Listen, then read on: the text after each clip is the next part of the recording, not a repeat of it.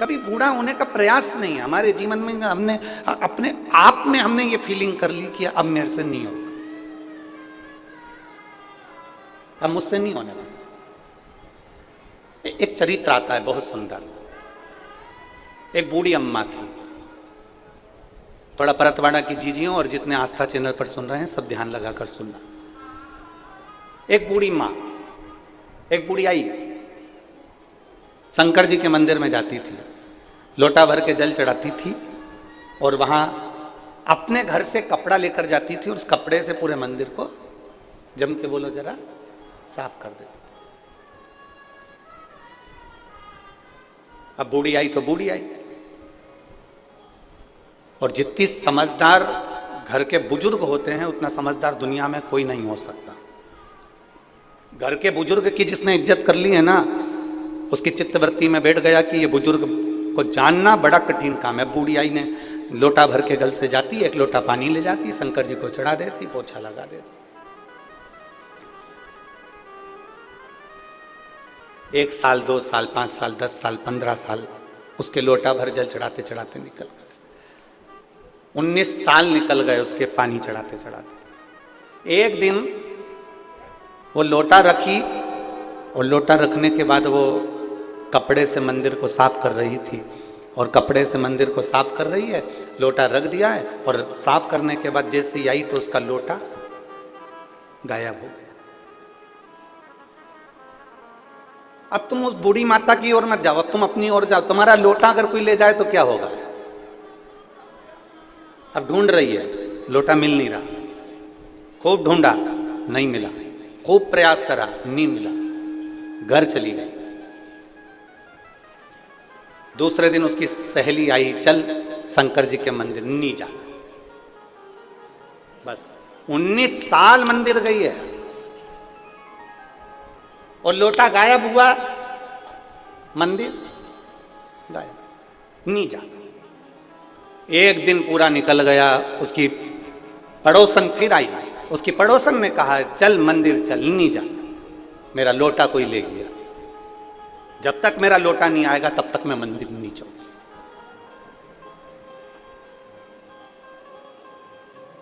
3 दिन निकल गए, मंदिर नहीं गई। अब शंकर जी को इसकी याद आ गई।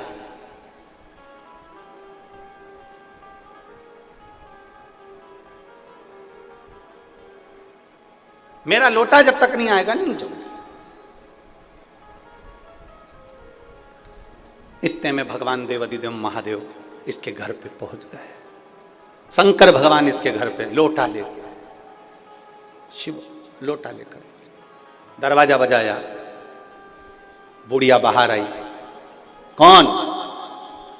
लो तुम्हारा लोटा। ये मेरा ही है? हाँ। तुम कौन? शंकर भगवान बोले मैं शंकर भगवान। दिख नहीं रही? जटा है, 3 नेत्र हैं, सांप डला हुआ है, मृगछाला पहने हुए। बुढ़िया बोली मैं कैसे मान लूं कि तुम शंकर भगवान हो? तुम्हारे पास में कोई आईडी प्रूफ है, कोई प्रमाण पत्र है, कोई प्रूफ करने की बात है? अब शंकर भगवान बोले मेरे को क्या प्रूफ करना, मैं तो शंकर भगवान। नहीं, मैं नहीं मान सकती कि तुम शंकर भगवान। 19 साल लोटा भर के जल चढ़ाया, कभी नहीं आए, तो मैं कैसे मान लूं कि तुम शंकर भगवान? शंकर भगवान बोले मैं तेरे सिर की कसम खा के कह रहा हूं कि मैं शंकर भगवान। बूढ़ी अम्मा बोली फालतू की बात कर मती, अभी 83 साल की हूं, इतनी जल्दी मरना चाहती नहीं, तू मेरी झूठी कसम खा मत। तेरे पास अगर कोई प्रूफ हो तो बता। तो इतने में शंकर जी ने पूछा तुझे किससे प्रूफ चाहिए? तो बूढ़ी अम्मा बोली अगर पार्वती जी मेरे सामने आकर बोलेगी कि ये शंकर भगवान है तो मानूंगी, नहीं तो नहीं मानूंगी। पार्वती जी बोले मेरे सामने आकर कि ये शंकर भगवान है, तो भोलेनाथ जी ने डमरू बजाया, डमरू बजाते से पार्वती जी आ गई। पार्वती जी जो सी आई, आते से पार्वती जी ने कहा ये मेरे स्वामी शंकर भगवान है। इतने में बुढ़िया बोली मैं तो पहले से ही जानती थी। बुढ़िया बोली मैं तो पहले से ही जानती थी। तो फिर मान क्यों नहीं रही थी? क्योंकि अकेले आए थे, तेरे को लेकर नहीं आए थे, दोनों का साथ दर्शन करना था, इसलिए मैंने बुलाया। मैं पहले जानती थी।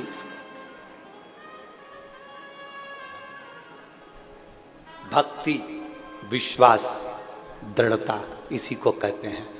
जब हम देवाधिदेव महादेव के रोज मंदिर जाते हैं, प्रतिदिन हम भगवान के मंदिर जाते हैं, जब हम कथा को श्रवण करने का नियम बनाते हैं कि मुझे 5 पंडाल में बैठकर कथा सुनना है, मुझे 5 स्थान पर बैठकर कथा सुनना है, मुझे 12 ज्योतिर्लिंग में से किसी एक ज्योतिर्लिंग में बैठकर कथा सुनना है, मुझे किसी तीर्थ में बैठकर कथा सुनना है, मुझे कथा के पंडाल में बैठकर कथा सुनना है। जब हम कुछ नियम बनाते हैं, 19 साल उसने नियम बनाया तो मेरे भगवान को के दरवाजे पर लोटा वापस देने के लिए आना पड़ा। जब हम थोड़ा सा नियम बनाते हैं, हम मंदिर जाना प्रारंभ करते हैं, हम भगवान की भक्ति करना प्रारंभ करते हैं, हम भजन करना प्रारंभ करते हैं, जब हम भजन करना प्रारंभ करते हैं तो तुम्हें लगता है कि हम भगवान को याद कर रहे हैं, पर नहीं। शिव पुराण कहती है भोलेनाथ तुमको याद करता है और तुम्हारे पास आने का प्रयास करता है। मेरे शंभु, मेरे त्रिकालदर्शी, मेरे कैलाशी, मेरे अविनाशी शंकर तुम्हारे पास में आने का प्रयास करते हैं।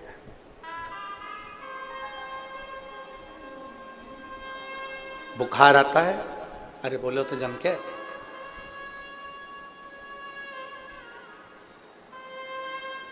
सिर दुखता है,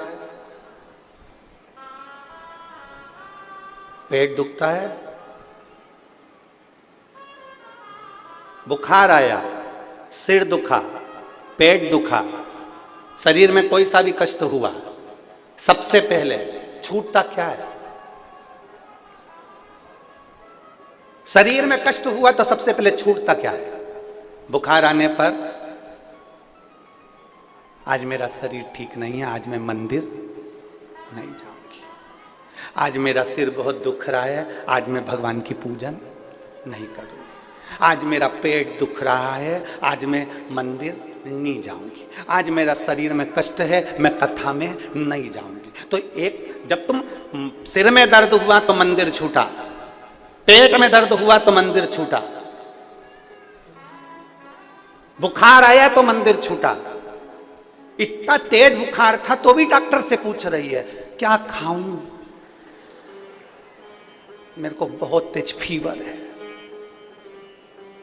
पेट दुख रहा है तो भी डॉक्टर से पूछ रही है, मेरा पेट 3 दिन से बहुत मरोड़ खा रहा है, डॉक्टर बोले ये दवाई खाओ, ये चीज खाओ। इसके बाद फिर पूछा खाने में क्या खाओ, डॉक्टर ने भी मन में सोचा मेरे प्राण मत खा, घर जा। अब विचार करिए, सिर दर्द हुआ तो मंदिर छूट रहा है, पेट दर्द हुआ तो भगवान का मंदिर छूट रहा है, बुखार आ रहा है तो भगवान शंकर का मंदिर छूट रहा है, शरीर में कष्ट है तो मंदिर छूट रहा है, घर में विवाह है तो मंदिर छूट रहा है, घर में कुछ तकलीफ आ गई तो मंदिर छूट रहा है, घर में कोई ज्यादा काम आ गया तो मंदिर छूट रहा है, ज्यादा मेहमान आ गए तो मंदिर छूट रहा है। खाना नहीं छूटा, पीना नहीं छूटा, कपड़े बदलना नहीं छूटा, खाना नहीं छूटा, मुंडा धोना नहीं छूटा, डेंटिंग पेंटिंग नहीं छूटी, छूटा तो केवल देवाधिदेव महादेव का दरवाजा छूटा।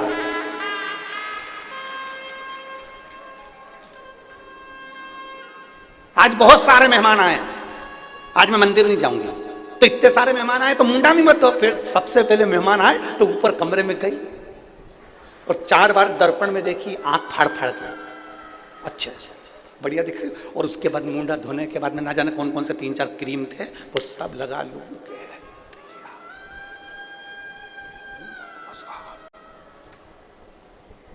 दर्पण के सामने आ गई, पति से कहती उठो जल्दी आओ, इधर जल्दी आओ। पति ने बोला क्या हो गया? मेहमान आए। तो अच्छा है ना, इधर तो आओ, जरा मेरी साड़ी नीचे खींच देना पीछे से, जल्दी आओ।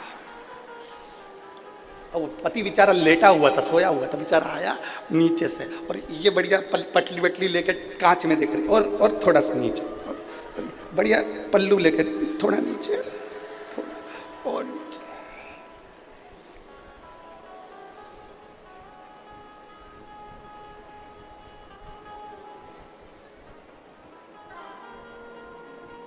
पहले होती थी पत्नी, अब हो गई मैडम।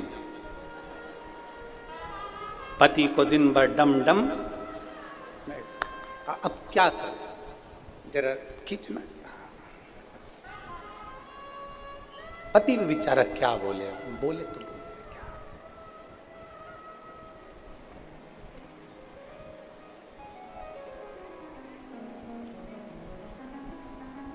पति कुछ नहीं बोल सकता। एक रामायण में कथा आती है, आपने सुनी है? वो सुग्रीव का बड़ा भैया क्या नाम था, बाली। उसके सामने जो जाता था उसका आधा बल सुग्रीव में आ जाता था। बोलो सही है कि गलत है? अरे बोलो तो जम के। वो बाली उसके सामने जो जाता था उसका आधा बल उसमें आ जाता था। बाली गया, बाली के बाद हो गई घरवाली। घरवाली के सामने जब भी कोई जाता है उसका आधा बल इसमें आ जाता है। बोल ही नहीं पाता वो, बिल्कुल भी एक शब्द नहीं बोला कि मैं साड़ी ठीक नहीं करूं, मैं सो रहा था, तूने जगाया कैसे, तूने ऐसा शब्द बोला कैसे, तूने ऐसा क्यों कह दिया, नहीं। पर वही शब्द अगर माँ कह दे, वही शब्द अगर पिता कह दे, बेटा ये काम है कर कर आना, तो नहीं करेगा महाराज, क्योंकि वो बोले तो बोले कैसे, वो कहे तो कहे कैसे।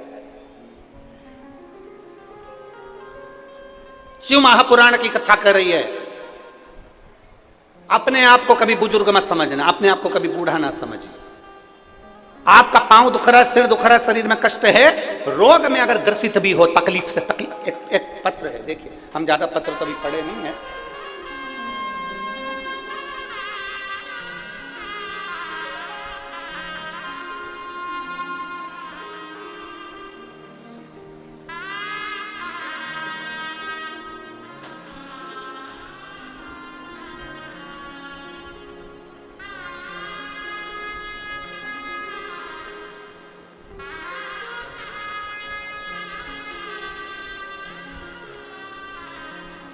बाबू दादूजी खड़के, मुकाम पोस्ट घाट लाड़की, क्या लिखा है आप लोग समझ गए ना, ठीक है। और पूर्ण विश्वन चूर्णी, मोबाइल नंबर मेरा ये है। कहीं बैठे हैं, हाथ हिलाओ जरा, हाथ हिलाओ, हाथ कहाँ है, हाथ हिला दो एक बार। अच्छा ठीक है, दिख गया। गुरुजी, नागपुर मेडिकल कॉलेज में एक पेशेंट जिसको मुंह का कैंसर हुआ है, पेशेंट का नाम मारुति शनावारे है। इन्होंने मुझसे बोला कि मुख का कैंसर है, और मैंने सुना है कि सियोर वाला महाराज बेलपत्र देवे या आप कथा श्रवण करते हैं तो भगवान शिव पर चढ़ा हुआ जल पीते हैं, रुद्राक्ष का जल पीते हैं तो शरीर में आराम लगता है। भैया मैं नहीं जा सकता, मेरे शरीर में कष्ट है। पेशेंट आए हैं क्या, नहीं आए, आए, हाँ तुम आ जाओ। मैंने पेशेंट से कहा तुम चिंता मत करो, मैं कथा में जा रहा हूं और ये मेरा विश्वास कहता है बाबा अपने नजदीक में कथा करने आ रहे हैं, और मैं विश्वास के साथ कहता हूं कि आपके परिवार वालों से बोलो कि शंकर जी पे चढ़ा हुआ जल ला कर दें, तो गठान जो दूसरी हुई है वो गलना प्रारंभ हो जाएगी। मैं गुरुजी यहाँ धन्यवाद देने के लिए आया हूँ, बाबा को विनती करने के लिए आया हूँ और निवेदन करने आया हूँ। मैंने दूसरी बार जब उससे बात करी तो वो कहता है मेरी जो दूसरी गठान कैंसर की हुई थी वो मुझे पूर्ण तरह से ठीक हो गई है और बाबा ने मेरे ऊपर कृपा करी है। बाबा उस व्यक्ति के लिए बस मुझे एक बेलपत्र अवश्य देना जिससे मैं उसको पहुंचा सकूं। आ जाओ शंभू।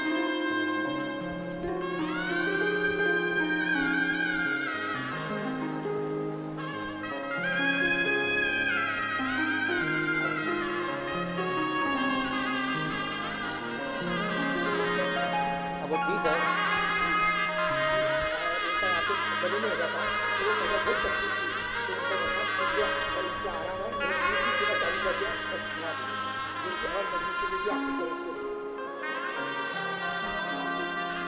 बोल रहे हैं कैंसर की गठान थी, ऑपरेशन की तैयारी थी, और जब शिव जी पे चढ़ा हुआ जल पीना प्रारंभ करा तो वो गठान पूरी फट गई और उसका पस पूरा निकल गया।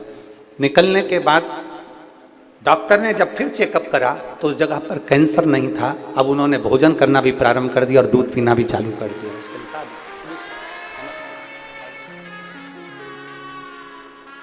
एक शिव की आराधना, सिर दुखे मंदिर नहीं छूटना चाहिए, पेट दुखे मंदिर नहीं छूटना चाहिए। शरीर में कष्ट है, मंदिर नहीं छूटना चाहिए। भगवान के मंदिर को हमें नहीं छोड़ना। तेरे मंदिर में आना मेरा काम है और मेरी बिगड़ी बनाना तेरा। हम क्यों छोड़े मंदिर? हम देवालय शिवालय को नहीं छोड़े। मेरा बेटियों से निवेदन है, मेरी माताओं से, मेरी जीजियों से निवेदन है, मेरे जीजाओं से निवेदन है, मैं निवेदन करूं मेरी माताओं से, मेरे बेटाओं से, अपने आप को बुजुर्ग न समझिएगा। अपने अपने ये नहीं कि मैंने एक एग्जाम दिया और उसमें नहीं पास हुआ तो मैंने एग्जाम देना छोड़ दिया। मैंने 5 बार एग्जाम दे दिया, मैंने 6 बार एग्जाम दे दिया, मैंने 7 बार एग्जाम दे दिया और आपने एग्जाम देना छोड़ दिया।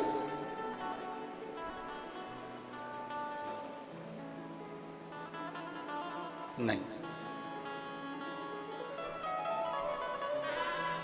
इस पंडाल में एक माता ऐसी बैठी है जिसके घर में 32 साल के बाद औलाद हुई। 32 वर्ष के बाद औलाद हुई। आज छोड़ दी थी, संतान नहीं होगी। अब डॉक्टर ने कह दिया संतान का सुख नहीं होगा, अब औलाद नहीं हो सकती। पर कथा श्रवण करी और कथा से बल मिला, और बल मिला तो उसने सोच लिया अब तो देगा तो देगा, और देने वाला कौन? वो महादेव ही दे सकता है, बाकी का दुनिया में कोई नहीं दे सकता। और एक बात अपने भीतर उतार कर रखना, मेरा देव अधिदेव महादेव जब देता है तो ऐसा देता है कि वो कभी जिंदगी भर खत्म नहीं होता है। देवता देते हैं तो हो सकता है कि वो एक दिन समाप्त हो जाए, पर मेरे महादेव जब देते हैं तो छप्पर फाड़ कर देते हैं, वो कभी समाप्त नहीं होता, कभी समाप्त नहीं होता। आप शंकर भगवान की आराधना करने के लिए मंदिर तक जाइए, आप शिव जी को जल चढ़ाने के लिए मंदिर तक जाइए, आप शंकर भगवान की आराधना करने के लिए देवाधिदेव महादेव तक पहुंचने का प्रयास करिए। जब आप देवाधिदेव महादेव के करीब में जाएंगे तो आप कहते हो कि हम शंकर के करीब गए ना, हम मान ही नहीं सकते कि आप शंकर के करीब गए। आप कहते हो मंदिर तक गए ना, आप मंदिर तक जा ही नहीं सकते। आप कहते हो हम शिव पुराण तक गए ना, आप शिव पुराण तक जा ही नहीं सकते। मंदिर तक आप नहीं जा रहे हो, मेरे महादेव का प्रेम तुम्हें खींच कर लेकर जा रहा है। कथा तक आप नहीं जा रहे हो, शिव पुराण का प्रेम आपको खींच कर ला रहा है। इस चिलचिलाती हुई बैसाख के महीने में, इस चिलचिलाती हुई गर्मी में मेरी ये जीजियां बैठी हैं, इतने सारे भाई बैठे हैं, मैं इनसे पूछना चाहूंगा, दोपहरी का समय 11-12 बज रही हो, आप में से कितनी माताएं जो अपनी पड़ोसन के घर जाती हो? बोलो बोलो, जम के बोलो जरा। कोई जाती है? रिश्तेदार के यहाँ कोई नहीं जाता। जाते हो तो शाम को जाना है, जाना है तो रात्रि को चलेंगे, शाम को चलेंगे, पार्टी में चलेंगे, इसमें चलेंगे, पर दिन में नहीं जाओगे। कितना बड़ा भी फंक्शन हो तुम दिन में निकलना पसंद नहीं करोगे। क्यों? दिन में इतनी तेज गर्मी पड़ रही है, चिलचिलाती हुई धूप पड़ रही है, मैं नहीं जाती, बाद में देखूंगी, चक्कर आ जाएगा, ये हो जाएगा, वो हो जाएगा। कोई जाना पसंद नहीं करता, पर इतनी चिलचिलाती हुई बैसाख के महीने की गर्मी और दोपहर में 12:30 बजे तक कथा सुनना और दोपहर में 1:30 बजे अपने घर को जाना, जरा विचार करिए। ये आप नहीं कर सकते, ये आपके बस का नहीं है। आपको शिव पुराण का प्रेम खींच कर ला रहा है, मंदिर में देवाधिदेव महादेव का प्रेम खींच कर ला रहा है।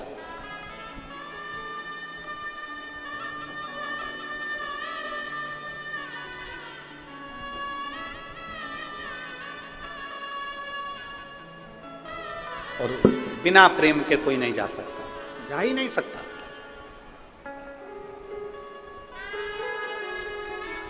आप शिव जी के करीब में जा रहे हो तो ये उनका प्रेम है। आप नहीं जा रहे हो, शंकर जी खींच के बुला रहे हैं। आप भगवान शंकर का मंत्र जाप कर रहे हो, श्री शिवाय नमस्तुभ्यम, ये मंत्र आपको खींच कर ला रहा है कि आपको ये जपना है।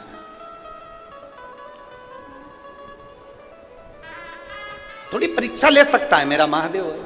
एक शंकर जी का एक नाम है द्विजेश्वर, शिव जी का एक नाम है द्विजेश्वर। क्या नाम है? द्विजेश्वर।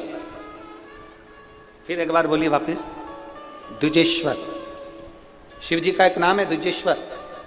शंकर ने एक अवतार लिया है, द्विजेश्वर अवतार। एक राजा हुए जिनका नाम था भद्रायु, जिनकी धर्म पत्नी का नाम था कीर्ति मालिनी।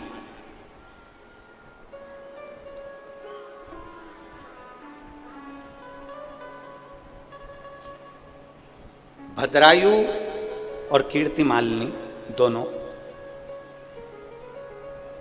शादी के बाद भगवान शंकर की भक्ति में ऐसे, क्योंकि कीर्ति मालिनी भी बचपन से भगवान शंकर की आराधना करती थी, भद्रायु भी, राजा भद्रायु भी शंकर भगवान की आराधना करते थे।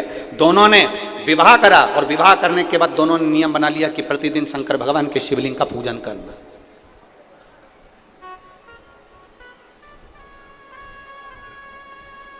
बहुत दूर नहीं,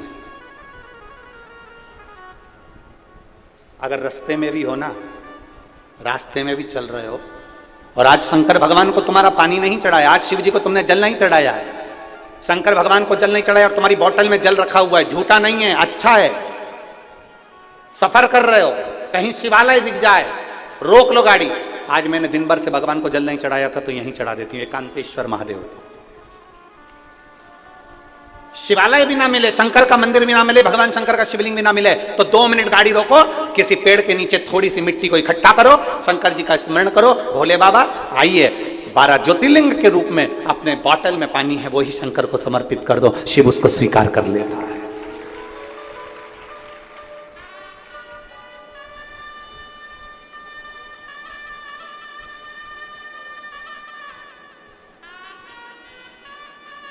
बहुत सरल, इससे सरल दुनिया में कोई देवता नहीं हो सकता, वो देव अधिदेव महादेव, जिनको भोला कहते हैं। भोला, कीर्ति मालिनी और भद्रायु ने भगवान शिव की आराधना करना प्रारंभ करी, शिव की भक्ति करना प्रारंभ करी, इतनी भक्ति में डूब गए। और हम फिर कहेंगे शंकर भगवान थोड़ी परीक्षा ले सकता है, शिव जी थोड़ी परीक्षा ग्रहण कर सकता है, परीक्षा ले सकता है, पर इतना याद रखना परीक्षा वो लेता है ना तो बल भी वो देता है। कई माताएं कहती है अब मैं तो बहुत दुखी हो गई, अब मेरी जिंदगी में अब तो इतना दुख दे दिया भगवान, अब सहन नहीं कर सकती। शिव महापुराण की कथा कहती है भगवान दुख भी उतना देता है जितना तुम सहन कर सकते हो, डॉक्टर इंजेक्शन उस तरह से देता है जितना धीरे धीरे तुम सहन कर सकते हो। अर्थात तुम्हारी जितनी कैपेसिटी है उतना ही दुख मिलेगा, तुम्हारी जितनी कैपेसिटी है उतना ही सुख मिलेगा। परमात्मा के दरवाजे पर भेदभाव नहीं है, मेरा भोलेनाथ जो भी दे रहा है उस श्रेष्ठता में देने का प्रयास करता है।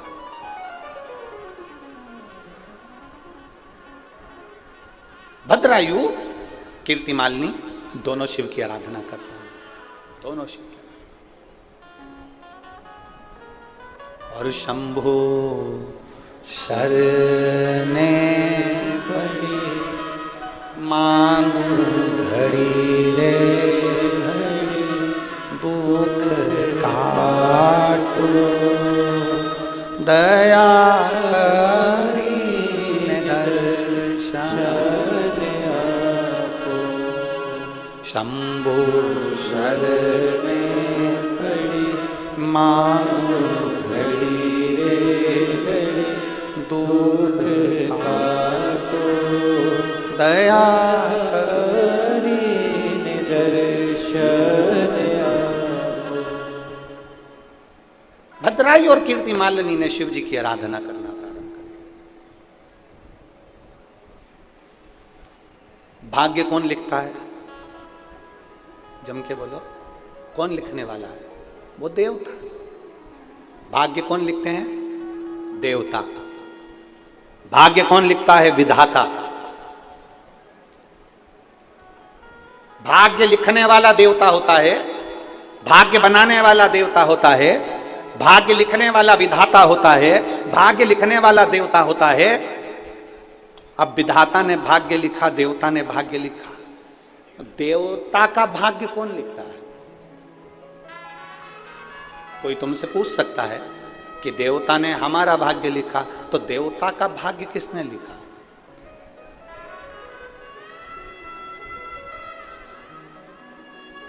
देवता का भाग्य लिखने वाला कौन? एक हाथ में भोलेनाथ जी ने अमृत लिया और अपनी हाथ पर कोनी में मला, मलते से भगवान विष्णु को प्रकट कर दिया। दूसरे हाथ से मंथन कर फिर उन्होंने ब्रह्मा जी को प्रकट कर कर कमल के पुष्प पर बिठा दिया। पूछा ब्रह्मा और विष्णु ने, ब्रह्मा और विष्णु पूछ रहे हैं दुनिया का भाग्य लिखने वाला विधाता होगा, पर विधाता का भाग्य लिखने वाला कौन होगा? तब ब्रह्मदेव कहते हैं दूसरे का भाग्य लिखने वाला विधाता हो सकता है, संसार के लोगों का भाग्य लिखने वाला देवता हो सकता है, पर देवता का और विधाता का भाग्य लिखने वाला भी केवल देवाधिदेव महादेव ही हो सकता है।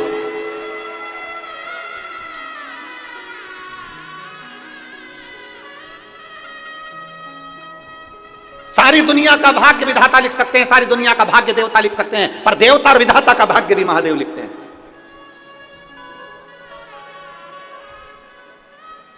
और देवता ने और विधाता ने तुम्हारे भाग्य में जो लिख दिया, तुम्हारी किस्मत में एक भी सुख की रेखा नहीं है, तुम्हारी किस्मत में एक भी अच्छी रेखा नहीं है। मान लो किसी ने कह दिया, कोई ज्योतिषाचार्य ने तुम्हारी पत्रिका देखकर कह दिया तेरी जिंदगी में दुख ही दुख है, तेरी जिंदगी में कष्ट ही कष्ट है, तेरी जिंदगी में कहीं यश नहीं है, तो कितनी भी मेहनत कर ले तुझे हमेशा अपयश ही मिलेगा, तू जिंदगी में हमेशा दुख ही रहेगा, तू कष्ट में रहेगा, तू कोई दुकान नहीं कर पाएगा, तू नौकरी नहीं कर पाएगा, तू व्यापार नहीं कर पाएगा, तू उन्नति नहीं कर पाएगा, तू जिंदगी भर गुलामी करेगा। तेरी किस्मत में यह लिखा है। दुनिया का कोई व्यक्ति तुम्हारे भाग्य को बता दे कि तेरी जिंदगी में दुख ही दुख लिखा है, मेरा एक निवेदन है, अगर उस व्यक्ति को जिसकी किस्मत में कोई सुख नहीं है, अगर वो शंकर जी के मंदिर में जाकर एक लोटा जल चढ़ाए और उसी जल को अपने मस्तक पर लगाए तो भाग्य की रेखा भी मेरा महादेव पलट देता है।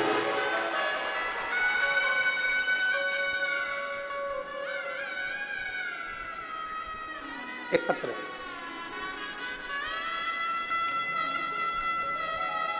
सो रूपाली प्रतीक सावरकर, चांदूर बाजार, अमरावती की रहने वाली हैं। मेरा मोबाइल नंबर ये है, कहीं बैठी हो तो हाथ हिला सकती हैं, कहीं बैठी हो तो हाथ हिला। आप ही हैं? बच्चा आया है साथ में? नहीं आया। सो रूपाली प्रतीक सावरकर, चांदूर बाजार, अमरावती। एक बार वापस हाथ हिला दो।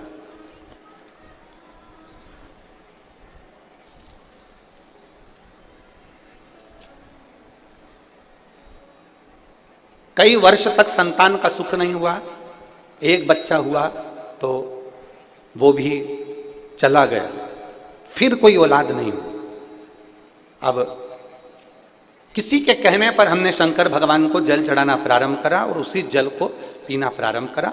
सफेद आंकड़े की जड़ का प्रयोग करा। लोग कहते हैं सियोर वाला महाराज बताता है, हमने वैसा वैसा प्रयोग करा और बाबा की कृपा का हम क्या गुणगान करें गुरुदेव।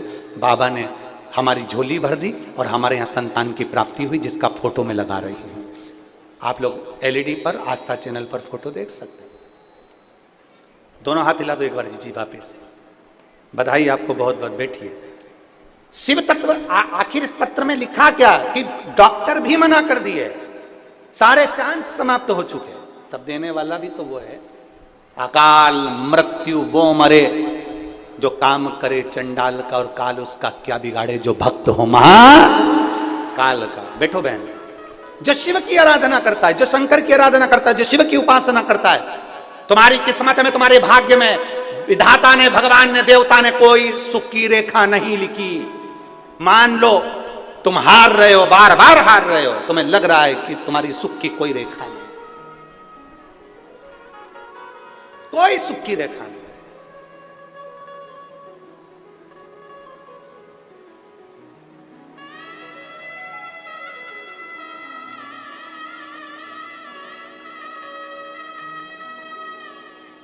और तुम्हारे जीवन में कोई अगर सुख की रेखा नहीं है, तुम हार गए।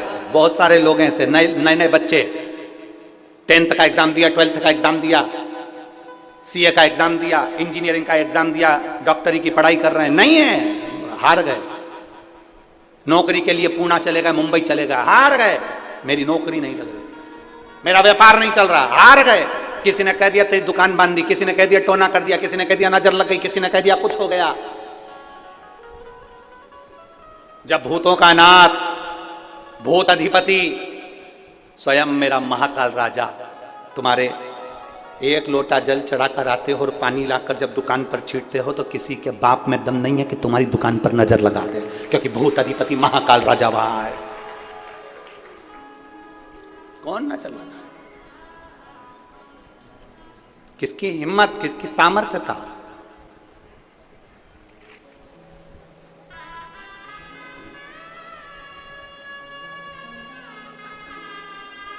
बहुत अच्छी बात एक कही।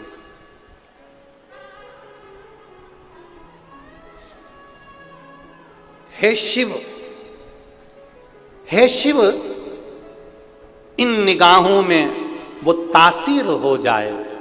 हे शिव, इन निगाहों में वो तासीर हो जाए, नजर जिस पर भी डालूं वो तेरी तस्वीर हो जाए।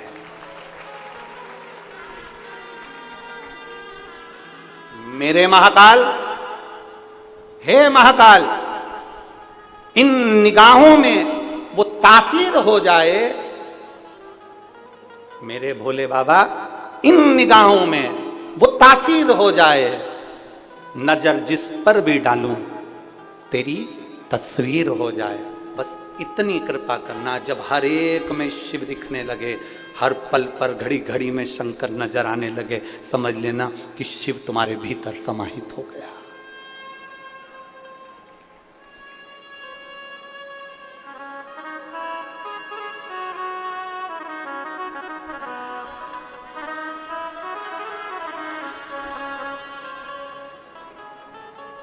शिव भीतर समाहित। और महाराज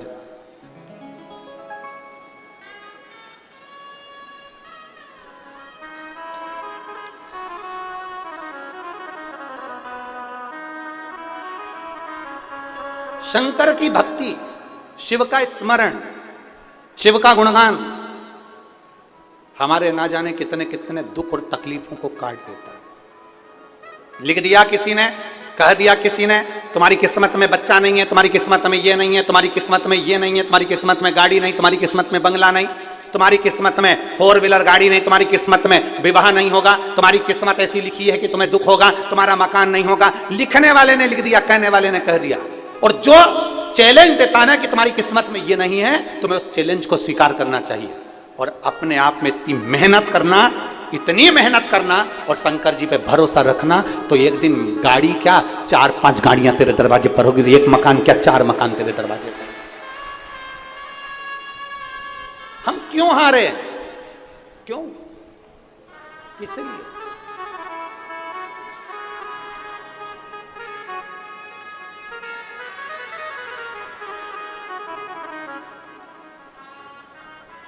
आगे बढ़ने के लिए 3 चीजें बहुत जरूरी है। यहां मेरे जितने बेटा बेटी बैठे हैं उनसे निवेदन करूंगा, इस बात को अपनी कॉपी में नोट कर रखना और अपने दिल में नोट कर रखना कि आगे बढ़ने के लिए 3 चीजें बहुत जरूरी है। अगर बहुत ऊंचाइयों को छूना है, बहुत ऊपर बढ़ना है, तो 3 चीजें अपने अंदर धारण कर लो। पहले नंबर का है सब्र। जम के बोलो मेरी जीजियों, क्या है? सब्र। उन्नति की सीढ़ी पर चढ़ना है, बहुत आगे बढ़ना है, तुम्हें बहुत उन्नति करना है, अभी हारना नहीं है, तो 3 चीजें अपने अंदर उठाकर रख लो। एक सब्र, दूसरे नंबर पर है बर्दाश्त करना। कोई ने कुछ बोल दिया, बर्दाश्त करो। किसी ने ताना दे दिया, बर्दाश्त करो। बहुत सारे लोग होंगे जिनको आप पसंद नहीं आएंगे, गालियां देंगे, बर्दाश्त करो। बहुत सारे लोग मिलेंगे 24 घंटा कोसेंगे, तुम्हें बद्दुआएं देंगे, अपशब्द कहेंगे, बर्दाश्त करो। बहुत सारे लोग मिलेंगे जो तुमको अपशब्द कहेंगे, बर्दाश्त करो। 3 चीजें उन्नति की सीढ़ी पर लेकर जाती है। पहले नंबर पर है, जम के बोलो, सब्र। दूसरे नंबर पर है, जम के बोलो, बर्दाश्त करना। और तीसरे नंबर पर है नजरअंदाज करना। ये तीसरे नंबर पर है, नजरअंदाज करना, इग्नोर, नजरअंदाज कर दो। कोई कुछ बोल रहा है ना, उसको ध्यान मत दीजिए, इग्नोर कर दो, नजरअंदाज कर दो। कीचड़ में भिड़ा हुआ कुत्ता तुम्हें दिख रहा है कि नहीं दिख रहा? अरे बोलो, एक कीचड़ में भिड़ा हुआ कुत्ता तुम्हें नजर आ रहा है, तो समझदारी किसको कहेंगे? कुत्ते के पास में चले जा। अरे बोलो तो जम के, नहीं, समझदारी किसको कहेंगे? कीचड़ में भिड़ा हुआ कुत्ता दिख रहा है तो थोड़ी दूरी बनाकर चलो, थोड़ी दूरी बना लो, क्योंकि वो तो कुत्ता है, तुम तो समझदार हो। वो तो कुत्ता है, कीचड़ में भिड़ा हुआ है, भौंकेगा भी, अपशब्द कहेगा भी, ताने देगा भी, पर तुम तो इंसान हो, तुम तो मनुष्य हो, नजरअंदाज कर दो। 3 चीजें मनुष्य को ऊपर तक लेकर जाती है। मेरे बेटा बेटियों, मेरी युवान बेटियां जितनी यहां बैठी है, जितने युवान बेटा बैठे हैं, मैं उनसे कहना चाहूंगा, आप कुछ भी मानो, चाहे गुरु मानो, चाहे ना मानो, चाहे मामा मानो, चाहे ना मानो, चाहे भाई मानो, चाहे ना मानो, चाहे जो मानो, मैं आपसे कहना चाहूंगा, अगर बढ़ना है आगे तो 3 चीजें अपने अंदर उतार रख लो। पहले नंबर पर जम के बोलो, जरा सब बोलो, सब्र। दूसरे नंबर पर बर्दाश्त करना सीख लो, थोड़ी चोट लगेगी। पत्थर निकलता है ना, कंपनी जो जमीन में से पत्थर पत्थर निकलता ना, उस पर चोट मारी जाती है मूर्ति बनाने के लिए। जितनी अमरावती में मंदिर हो, जितने परतवाड़ा में मंदिर हो, जितने चांदुर बाजार में मंदिर हो, जितने बलगांव में मंदिर हो, जितने सिरजगांव में मंदिर हो, जितने अंजनगांव में मंदिर हो, तुम्हारे आसपास में जितने मंदिर हैं, उन मंदिर की मूर्तियों को देखना पत्थर से बनी है। अगर पत्थर से बनी है तो पत्थर जमीन में से निकला होगा, उस पत्थर को चोट लगी होगी, खूब मारा होगा, पत्थर ने बर्दाश्त किया होगा, इतनी चोट पड़ी होगी, तब जाकर वो मंदिर में पुजाया है। जिसने बर्दाश्त कर लिया वो जगत में पूजा जाता है। जो पत्थर को चोट मारी जाए और पत्थर टूट जाता है, वो मूर्ति नहीं बनता, फिर फर्श बनता है, जमीन पर लगता है, उस पर लोग थूकते हैं, गंदगी करते हैं, जूता रखते हैं, पांव रखते हैं। जिसने चोट को सहन कर लिया, बर्दाश्त कर लिया, पहले चोट लगेगी, घर के लोग चिल्लाएंगे, अपशब्द कहेंगे, माँ चिल्लाएगी, पिता चिल्लाएंगे, भाई चिल्लाएगा, बंधु चिल्लाएंगे, दुनिया के लोग चिल्लाएंगे। तुम उसको बर्दाश्त करते चलो, करते चलो, क्योंकि इतने कट्ठे बन जाओगे कि तुम्हें तराशने वाला इतना तराश देगा, फिर मंदिर में पूजे जाओगे, तुम्हारे ऊपर जूता नहीं रखाएगा, फूल रखाएगा। तुम्हारे ऊपर जूता नहीं रखाएगा, तुम्हारे ऊपर फूल रखाएगा, बेलपत्र रखाएगी, तरास आ जाएगा तुमको। तो तीन चीजें अपने अंदर उतार कर रख लो। अगर उन्नति की सीढ़ी पर बढ़ना है, बहुत आगे बढ़ना है, तो तीन चीजें अपने अंदर हो। फिर से बोलेंगे, पहले नंबर पर सब्र, दूसरे नंबर पर बर्दाश्त, और तीसरे नंबर पर नजर अंदाज कर दो, इग्नोर मत देखो, मत बोलो। कोई तुमको कुछ भी कहे उसकी ओर देखना भी नहीं है। हमें यही मानकर चलना है कि हमें हमारी मंजिल तक पहुंचना है। यहां तक आते हो ना मेरी जीजियों, कथा के स्थल तक आते हो, कथा के पंडाल तक आते हो ना, रास्ते में तुम्हारी पहचान वाली के बहुत सारों के घर पड़ते हैं। बोलो सही है कि गलत है? अगर आप बलगांव से निकले हो तो यहाँ तक आने के लिए बीच में कोई ना कोई का घर तो पहचान वाले का होगा। सिरज गांव से निकले तो पहचान वाले का घर तो होगा, अंजन गांव से निकले तो घर तो होगा, और अमरावती से निकले तो बीच में कहीं ना कहीं तुम्हारा पहचान वाले का घर तो होगा, और परतवाड़ा वाले भी अपने घर से निकल रहे हैं तो रास्ते में किसी ना किसी पहचान वाली का घर तो होगा। पर तुम समझदार हो, तुम्हें मालूम है 9:30 बजे कथा का समय है, मुझे टाइम पर मंजिल पर पहुंचना है। अगर मैं इसके यहाँ रुक गई ना तो मेरा समय बर्बाद हो जाएगा। मैं भले बाद में आ जाऊंगी, इसको तो मैं बाद में देख लूंगी, पर मैं अभी नहीं रुकूंगी, क्योंकि मुझे मंजिल तक पहुंचना है, मुझे कथा तक पहुंचना है। कथा तक पहुंचना है तो तुम किसी रिश्तेदार के नहीं रुके, इग्नोर कर दिया, नजरअंदाज कर दिया। घर भी था, चाहती तो रुक जाती, 2 गिलास चाय पी के आती, थोड़ा बहुत खाकरा भी खा के आ जाती, हो सकता था भाकर बड़ी भी मिल जाए। चाहती तो रुक जाती तो थोड़ा मिल जाता, पर नहीं, मुझे मंजिल तक पहुंचना है। 9:30 बजे कथा में पहुंचना है, ठंडे ठंडे पहुंच जाऊंगी, मंजिल तक पहुंच जाऊंगी तो अच्छा रहेगा। रास्ते में नहीं रुकी। अब जाने के टाइम भी तुमने सोचा, जाने के टाइम पे क्या सोचा? नहीं, अब 12:30 बज रही भैया, बहुत लेट हो गए, 1 बज गई, आरती करते करते मैं तो गाड़ी में बैठूं, और रास्ते में इतने सारों के घर थे, कहीं नहीं रुकी, क्योंकि उसको मालूम है घर चली जाऊंगी तो वहीं आराम कर लूंगी। क्या मतलब यहाँ रुकने से, टाइम बर्बाद करने से? अर्थात तुमने अपनी मंजिल देखी, इग्नोर कर दिया सबके मकान को, सबके घर को, नहीं रुके तुम कहीं पर भी, नजरअंदाज कर दिया आपने और चल दी अपनी मंजिल की ओर। और जो मंजिल की ओर बढ़े तो बढ़कर 9:30 बजे के पहले कथा के पंडाल में पहुंच गए तो आराम से आगे जगह मिल गई और आराम से बैठ गए, बड़ी मस्ती से बैठ गए, क्योंकि मंजिल करीब आ गई थी, मंजिल के पास पहुंच गए थे। अगर रुकते रुकते आते ना तो तुम भी कहीं ना कहीं पेड़ के नीचे बैठे होते या गाड़ी के किनारे बैठे होते, जगह नहीं मिल पाती, क्योंकि मंजिल के बीच में कोई ना आए। इनको नजरअंदाज करते हुए चलिए, आपको अपनी मंजिल देखना है। मुझे सीए बनना है, सीए की मंजिल देखिए। मुझे डॉक्टर बनना है, डॉक्टर की मंजिल देखिए। मुझे इंजीनियर बनना है, इंजीनियर की मंजिल देखिए। मुझे अच्छी बहू बनना है, मुझे अपनी मंजिल देखना है। मुझे अच्छा व्यक्ति बनना है, मुझे अपनी मंजिल देखना है, मुझे किसी की ओर नहीं देखना। कौन क्या कर रहा है मुझे क्या मतलब। आग लगे बस्ती में, जम के बोलो जरा, अपन रहो मस्ती में। तो सब्र, बर्दाश्त और नजरअंदाज, 3 चीजें मेरे बेटा बेटी को आगे बढ़ा देती है। शायद दुनिया में कोई ऐसा राजनेता नहीं होगा जिसको इतनी गाली पड़ती होगी जितनी कि मोदी जी को लोग देते होंगे। और मैं धन्यवाद दूंगा माननीय प्रधानमंत्री जी को कि जिन्होंने, वास्तवता है कि शिव पुराण की ये 3 चीजें उन्होंने अपने अंदर रख रखी है। पहले नंबर पर सब्र, दूसरे नंबर पर बर्दाश्त करना, बोले जाओ बोले जाओ बोले जाओ, बर्दाश्त करना, और तीसरे नंबर पर मैं प्रधानमंत्री जी को धन्यवाद दूंगा कि नजरअंदाज करते चले जाते, इसलिए प्रधानमंत्री बन जाते। इसीलिए प्रधानमंत्री की गादी पर बैठ जाते हैं, इसीलिए। और अभी फिर तैयारी है। 3 चीजें उन्होंने अपने अंदर धारण कर शिव महापुराण की ये 3 चीजें आप भी धारण कर रखो।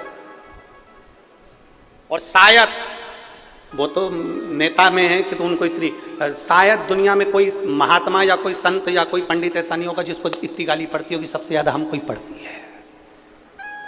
शिव पुराण वाला महाराज प्रदीप मिश्रा सबके टारगेट में रहता। जितनी हमको पड़ती होगी गाली उतनी दुनिया में किसी महाराज को नहीं पड़ती होगी। पर सब्र, बर्दाश्त और नजर उस स्थान तक पहुंचा देगा आपको कि आप भी देखते रह जाएंगे। मेरे बेटा बेटी इतनी जल्दी हिम्मत नहीं हारना। मेरी माताओं से, मेरी जीजियों से निवेदन, आप बूढ़े नहीं हुए हो, आप बुजुर्ग नहीं हो। घुटने में थोड़ा सा दर्द हुआ, डॉक्टर साहब को दिखाया, डॉक्टर साहब ने कहा घुटना बदलना पड़ेगा ना, थोड़ा इंतजार करो। मैं मंदिर जाना चालू करती हूँ, शंकर जी पे बेलपत्र चढ़ाना प्रारंभ करती हूँ, एक बेलपत्र मैं खाना प्रारंभ करती हूँ, और जब मैं बेलपत्र खाऊंगी तो ये मेरा भरोसा करता है कि मेरा घुटना ठीक होगा, और निश्चित है कि वो ठीक होगा। विश्वास के साथ जा रहे हो ना। मेरी कमर में दर्द है, डॉक्टर साहब ने कहा रीढ़ की हड्डी का ऑपरेशन होगा, नहीं, पहले मैं प्रयास करूंगी, मेरे शंकर के मंदिर जाना चालू करूंगी, मेरा भोलेनाथ मेरा ऑपरेशन नहीं होने देगा। नहीं होने देगा तो नहीं होने देगा, भरोसा तो करो, विश्वास को दृढ़ बनाए। भगवान देवाधिदेव महादेव का चरित्र कह रहा है, शिव महापुराण की कथा कहती है। भद्रायु कीर्ति मालिनी जहां जाते वहां शिव की आराधना करते, बिना शंकर की आराधना के एक क्षण नहीं रहता। थोड़ा परीक्षा शिव ले सकता, थोड़ी परीक्षा देवाधिदेव महादेव ले सकते, और ली। एक ब्राह्मण और एक ब्राह्मणी का रूप रखकर शंकर भगवान माता पार्वती के साथ में, भद्रायु राजा अपनी धर्म पत्नी कीर्ति मालिनी के साथ जब वन में घूम रहा था, तो शंकर भगवान और पार्वती जी ब्राह्मण और ब्राह्मणी का रूप रखकर सामने एक माया के शेर को प्रकट करा, और माया का एक शेर प्रकट कर और दौड़ना प्रारंभ करा। शेर उनके पीछे दौड़ रहा है, शंकर और पार्वती ब्राह्मण और ब्राह्मणी बनकर आगे आगे भाग रहे। कभी कभी परीक्षा की जो घड़ी आती है ना, उस परीक्षा की घड़ी में हमें भय लगता है। कभी कभी परीक्षा की घड़ी में हमें भय उत्पन्न हो जाता है, कभी कभी हम टूट जाते हैं। शिव महापुराण की कथा कहती है, कई कई बच्चे ऐसे हैं, कई कई बेटा बेटियां ऐसी हैं, कई कई बहुएं ऐसी हैं, कई बेटे ऐसे हैं कि परीक्षा की घड़ी में हम टूट जाते हैं। परीक्षा की घड़ी से मतलब क्या? एग्जाम देना ही परीक्षा नहीं है। परीक्षा की घड़ी में जीवन में कई बार तकलीफें आ जाती हैं और हम टूट जाते हैं। बस अब बहुत हो गया, अब मैंने देख लिया, अब आज के बाद मैं किसी मंदिर में जल चढ़ाने नहीं जाऊंगी, मंदिर छोड़ दो, अब मेरे बस का नहीं है, अब मैं नहीं जाऊंगा, अब मैं बहुत परेशान हो गई, अब मैं ये नहीं करूंगा ना। जितना दुख आए, जितनी दुख की घड़ियां आए, जितनी तकलीफें आए, शिव पुराण कहती है उसमें हारना नहीं है, बल्कि देवाधिदेव महादेव के मंदिर तक और जाओ और उसके मंदिर में झाड़ू पोछा लगाकर उसकी सेवा अर्चना करो, और जाइए।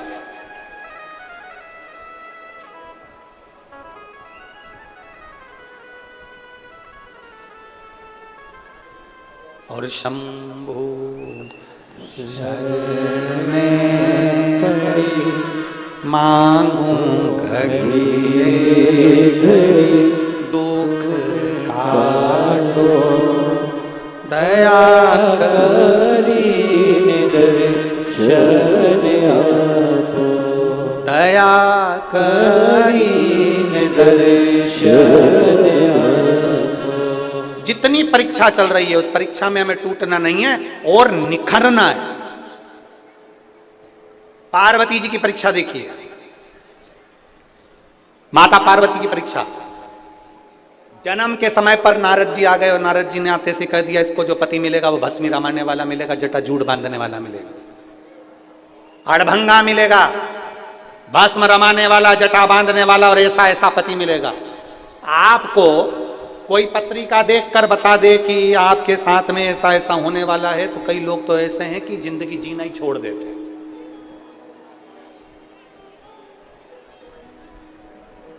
कई लोग जीवन को जीना ही छोड़ देते।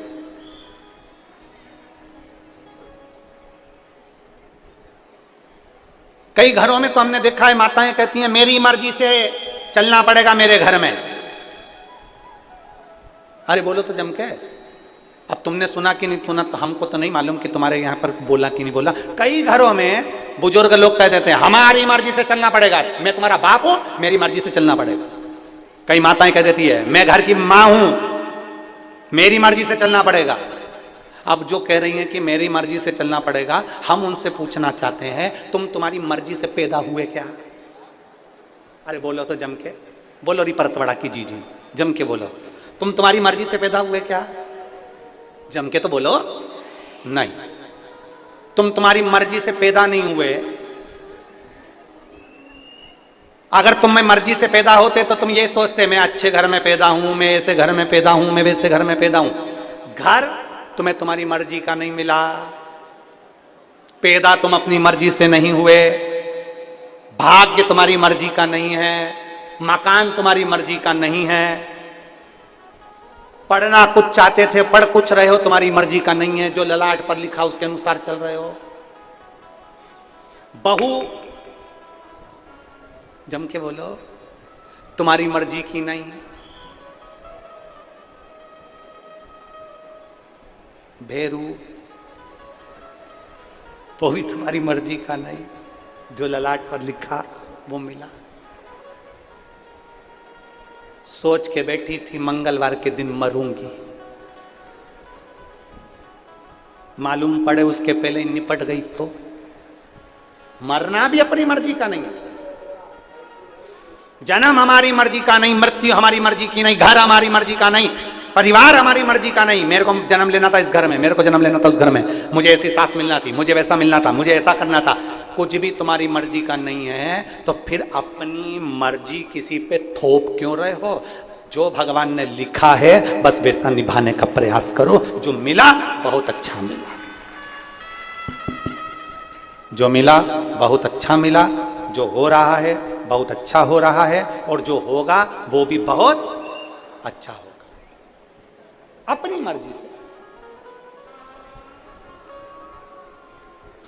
एक पत्र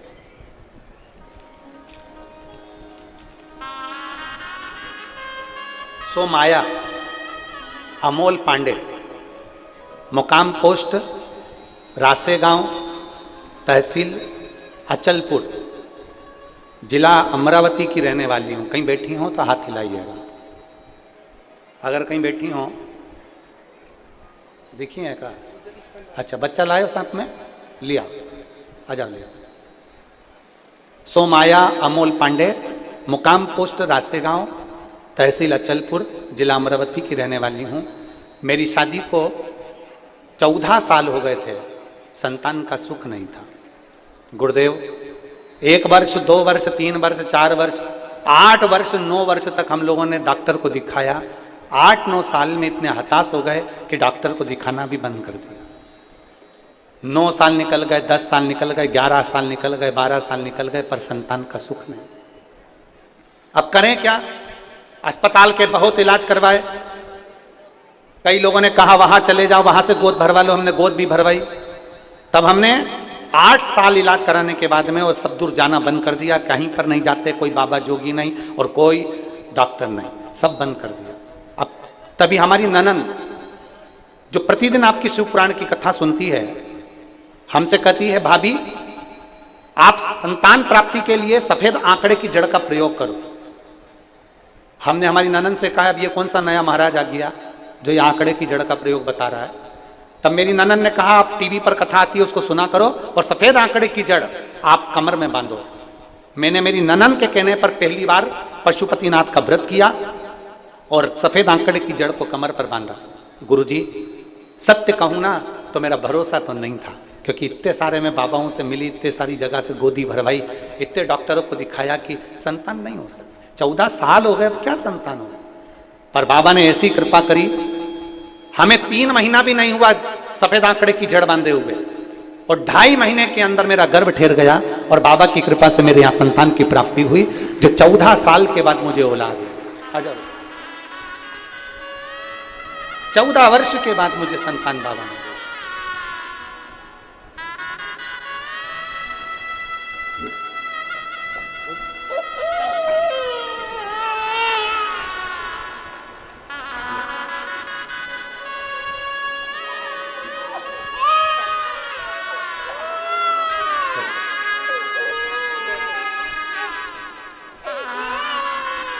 बधाई।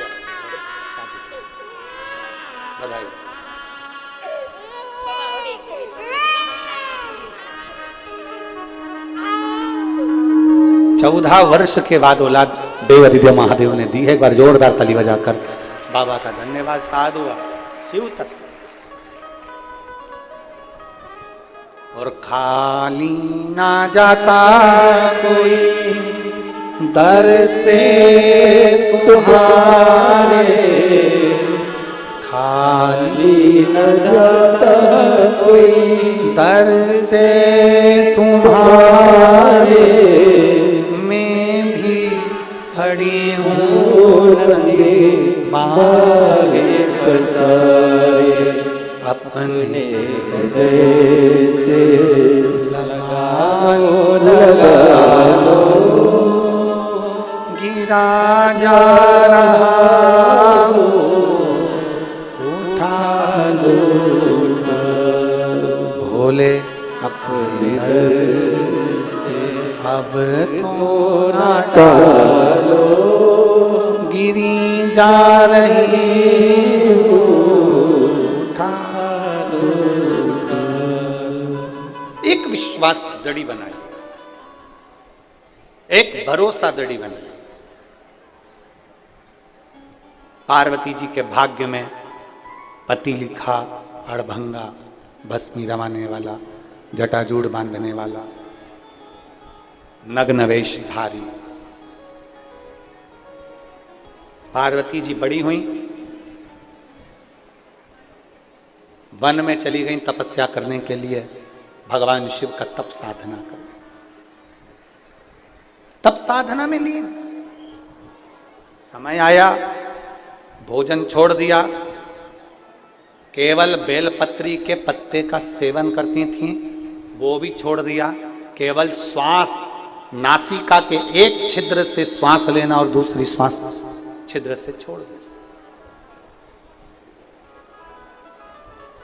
वो भी छोड़ दिया। दोनों नासिका के छिद्र से श्वास को अंदर कर कर बैठ जाती और कई दिनों तक उस श्वास को बाहर ही नहीं छोड़ती। अब परीक्षा देखिएगा, शंकर भगवान ने जो पार्वती जी की परीक्षा ली है वो कितनी विचित्र ली। अजगर, मगर, अड़भंग शिव बार बार बनकर आते हैं और पार्वती जी की परीक्षा लेते हैं, पर पार्वती मैया उन परीक्षाओं से डरती नहीं है। मेरा बेटा बेटियों से निवेदन है, मैं मेरी बेटा बेटियों से निवेदन करूंगा कि कभी जिंदगी में आपको परीक्षाओं से डरना नहीं। पार्वती जी भी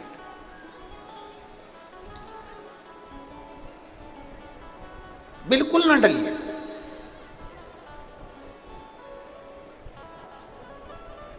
और पार्वती जी नहीं डरी। इतना परीक्षा लिया है पार्वती जी की, इतनी परीक्षा वही की वही भद्रायु और कीर्तिमती के साथ में हुआ, कीर्तिमालिनी के साथ हुआ। ब्राह्मण और ब्राह्मणी का रूप रखकर भगवान शंकर पार्वती दौड़ते दौड़ते दौड़ते दौड़ते, भगवान शिव और पार्वती दौड़ते दौड़ते आए और पीछे से भद्रायु और कीर्तिमालिनी के पास पहुंचे। चिल्लाने लगे शंकर भगवान ब्राह्मण के रूप में, बचा लो पीछे शेर आ रहा है, बचा लो पीछे शेर आ रहा है। भगवान शंकर की धर्मपत्नी माता पार्वती जो ब्राह्मणी का रूप ली थी वो भी चिल्ला रही है, बचा लो पीछे शेर आ रहा है। इतनी देर में तो भद्रायु ने धनुष उठाया, बाण उठाया,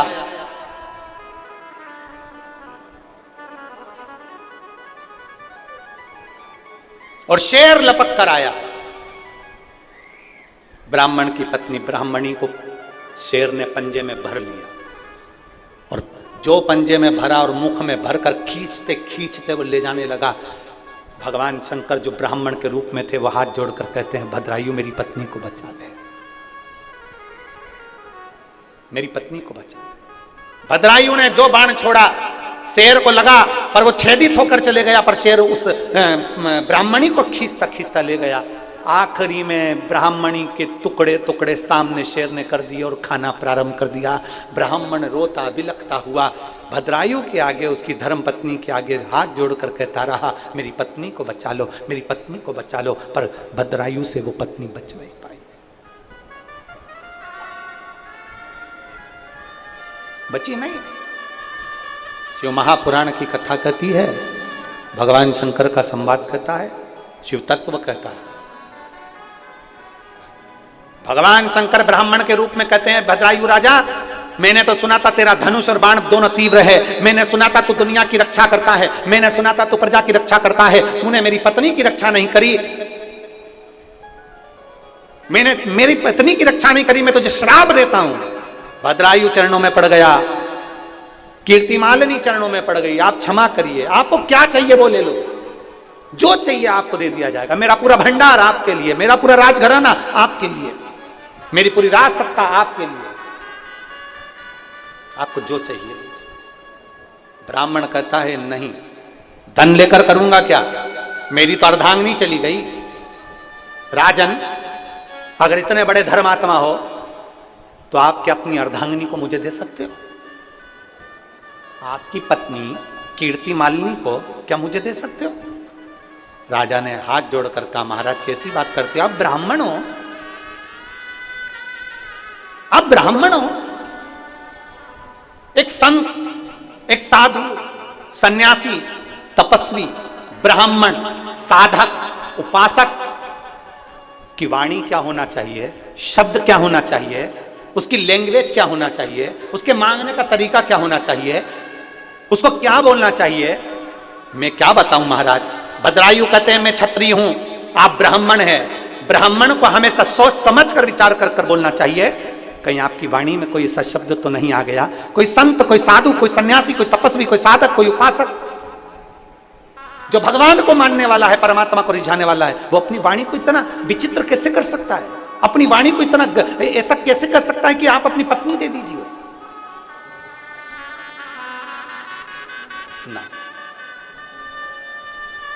नहीं,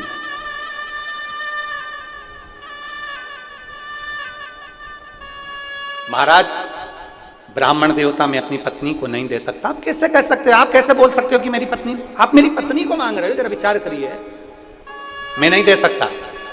बस तो राजन, श्राप झेलने के लिए तैयार हो जाओ। तब आखिरी में मालिनी, कीर्ति मालिनी ने अपने पति को देखा और पति ने कीर्ति मालिनी को देखा।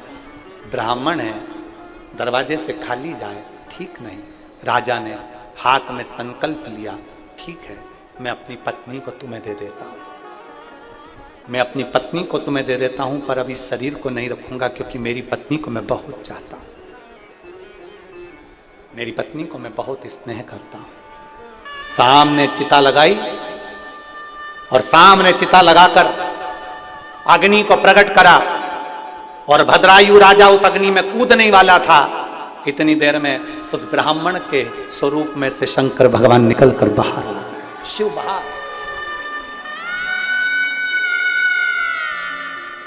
बोल दीजिए ईश्वर महादेव की। मेरे शिव निकलकर बाहर आ गए, प्रकट हो गए। शेर था वो गायब हो गया, जो ब्राह्मणी को खाया था, जो ब्राह्मण की पत्नी को खाया था, ब्राह्मणी को, उसमें से पार्वती जी प्रकट होकर बाहर आ गई। शंकर पार्वती ने दर्शन दिया, भद्रायु तुम मेरी आराधना करते हो ना, इसलिए मैंने परीक्षा ली थी। भद्रायु, मैं परीक्षा लेने के लिए तुम्हारे पास आया। राजन, आज मांग ले, तुझे क्या चाहिए? आज मैं प्रसन्न हूं, क्योंकि शंकर को लोग धन से प्रसन्न करना चाहते हैं। शंकर को लोग बहुत सारे इत्र सुगंध से प्रसन्न करना चाहते हैं। शंकर भगवान को लोग अपने वैभव और सत्ता से प्रसन्न करना चाहते हैं।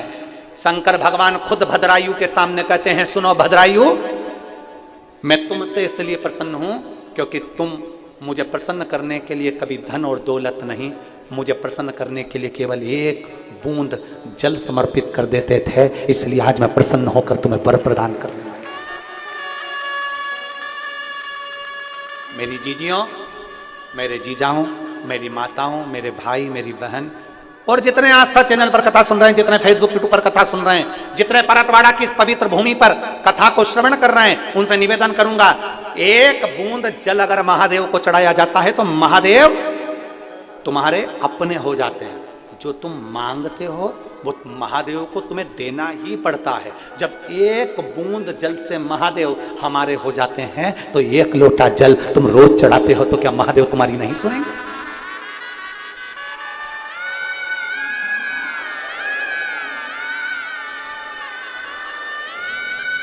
नजर उतरवा लेना। आवाज अच्छी है, बहुत बाबा की कृपा है, ऐसी बोल्ड रही है। एक लोटा जल से क्या महादेव प्रसन्न नहीं हो सकते? एक लोटा जल से क्या महादेव प्रसन्न नहीं होंगे? एक पत्र है,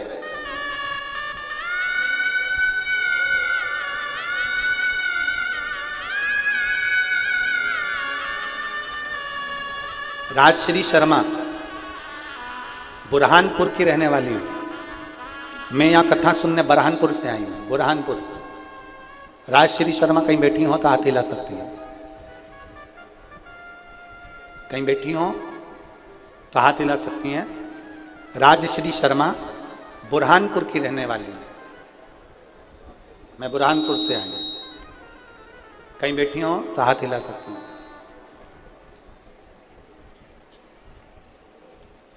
दिख गई क्या? अच्छा, एलईडी के उधर है तो कैमरा से कैच हो रहा है? नहीं हो रहा। राजश्री शर्मा, अगर आप यहाँ बैठी हैं तो आ सकती हैं, आप पंडाल में यहाँ व्यासपीठ के पास में आ जाएं, एक बेलपत्र ले जाना, क्योंकि कैमरे में आप दिख नहीं रहे हो, एलईडी के पीछे हो, इसलिए तो आप आकर बेलपत्र ले जाइए। राजश्री शर्मा, बुरहानपुर की रहने वाली हूँ, मेरा मोबाइल नंबर ये है। गुरुजी, पहले तो ये बताओ कि आपकी सेहत कैसी है? मस्त हूँ, बाबा की कृपा है और मेरी बहनों का और मेरे जीजाओं का स्नेह और प्रेम है, बाबा का खूब खूब कृपा है। गुरुदेव, 13 जुलाई 2023 में अचानक से शरीर में कष्ट हुआ और कैंसर बता दिया। अचानक से शरीर में कष्ट हुआ और कैंसर बता दिया, और कैंसर हो गया। बॉम्बे का इलाज करवाया, उन्होंने मुझे ऑपरेशन का बोल दिया। गुरुदेव, मेरे पास में इतना पैसा नहीं था, इसलिए मैंने ऑपरेशन को अपने दिमाग से निकाल दिया कि अब मुझे ऑपरेशन नहीं करना। आप रोज मुझे अपनी कथा में कहते हो कि देवाधिदेव महादेव की सेवा करो, अर्चना करो, शंकर जी की आराधना करो। रात्रि को 9:15 वाला जो आपका प्रयोग है, जो उपाय आपने 9:15 को रात्रि वाला बताया है, वो मैं करती हूँ। मंदिर में जाती हूँ, सफाई करती हूँ, मंदिर में दिया बाती करती हूँ, शंकर जी पे चढ़ा हुआ जल पीती हूँ। सीहोर गई, वहाँ से रुद्राक्ष लेकर आई, उसको तांबे के कलश में गलाकर शिव जी को चढ़ाना प्रारंभ करा। गुरुदेव, मैं बाबा का क्या गुणगान करूं? लोग कहते हैं कि शिव है, हम कहते हैं आपकी जो व्यासपीठ है वो शंकर का ही एक स्वरूप है और शिव उस पे से बोलते हैं। गुरुदेव, डॉक्टर ने ऑपरेशन का कह दिया, मंदिर में जाना प्रारंभ कर दिया, और आप जैसा कहते हो बेलपत्र और रुद्राक्ष के जल का पानी पीना प्रारंभ करा। आज मैं बाबा को धन्यवाद देने के लिए आई हूं। मैंने जांचें कराई, उसमें मेरा कैंसर ठीक हुआ। और मैं बाबा को आज धन्यवाद देती हूं कि 4 महीने हो गए, ना मुझे दवाई लेना पड़ रही है, ना मुझे औषधि लेना पड़ रही है, और ना मेरा ऑपरेशन की जरूरत पड़ रही है। मैं ठीक।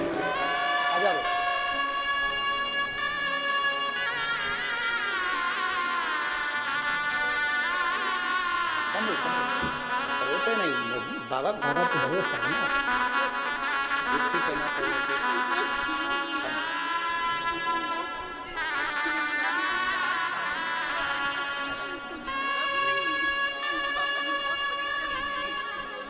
खबर नहीं होता, बाबा बुलाया है ना। इसके एक बेलपत्र, इसको एक रखने के लिए लेना और एक खाने के लिए ये करना, ठीक है।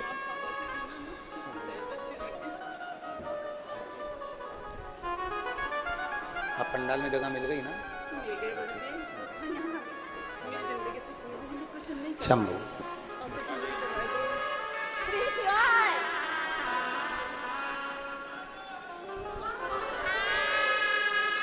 कल रात्रि को बुरहानपुर से आई हैं, कहीं जगह नहीं मिल रही थी तो रात्रि को पेड़ के नीचे रात्रि विश्राम किया।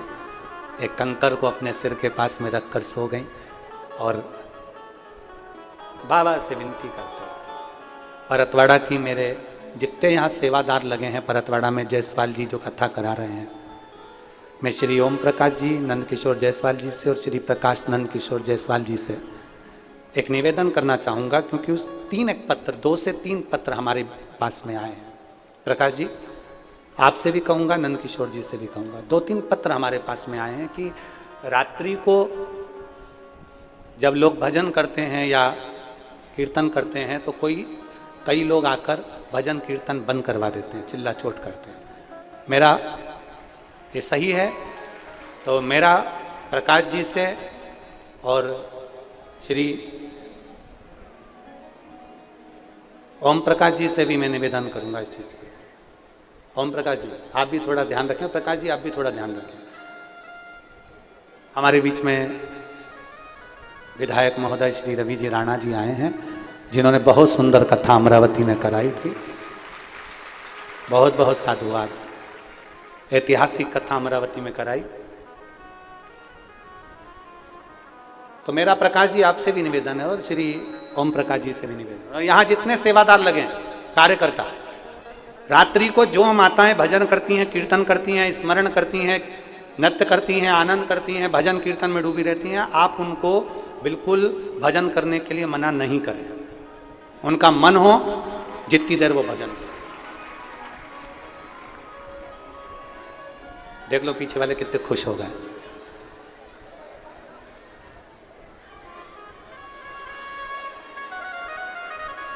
ये प्रसन्नता है इन लोगों की, ये आते ही भजन करने के लिए।